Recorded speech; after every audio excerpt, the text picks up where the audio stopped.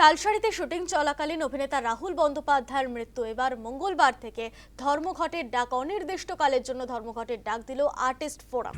Shooting সেটে নিরাপত্তা নিশ্চিতের দাবি, শিল্পী কলাকুশলীদের নিরাপত্তার দাবিতে ধর্মঘটের ডাক দিয়েছে আর্টিস্ট ফোরাম। পর্যাপ্ত নিরাপত্তা না পাওয়া পর্যন্ত ধর্মঘট চলবে, এমনই হুঁশিয়ারি সংগঠনের। তালসারিতে শুটিং চলাকালীন রাহুল বন্দ্যোপাধ্যায়ের মৃত্যুর ঘটনা এবং মঙ্গলবার থেকে টলিউডে অনির্দিষ্টকালের জন্য ধর্মঘটের ডাক দিয়েছে আর্টিস্ট ফোরাম। মঙ্গলবার থেকেই টলিউডে অনির্দিষ্টকালের জন্য ধর্মঘটের ডাক দিল আর্টিস্ট ফোরাম। পর্যাপ্ত নিরাপত্তা না পাওয়া পর্যন্ত ধর্মঘট চালানোর হুঁশিয়ারি সংগঠনের। আর্টিস্ট ফোরামের তরফ থেকে অভিনেতা শান্তিলাল কি বলছেন শোনাবো আপনাদের।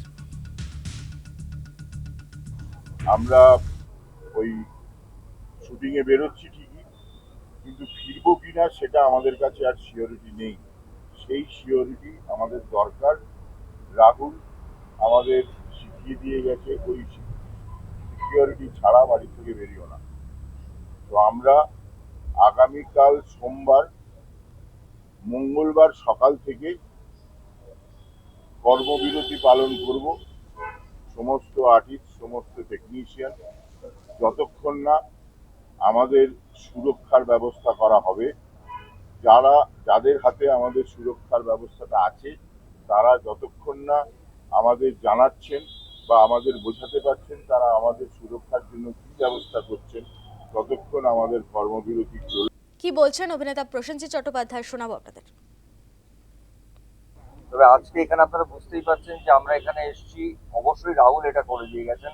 কিছুক্ষণ আগে আমরা ভেতরে আলোচনা করছিলাম, যখন আমরা মিটিংটা শুরু করলাম ঠিক আগের রবিবার ঠিক এই সময় রাহুল আমাদের ছেড়ে চলে গেছে।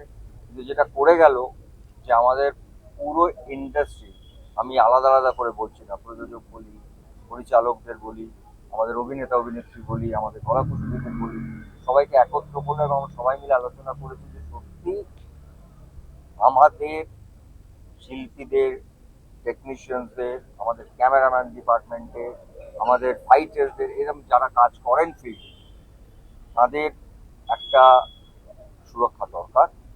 এবং প্রযোজকরা তাদের ভীষণভাবে আমাদের সঙ্গে আছেন।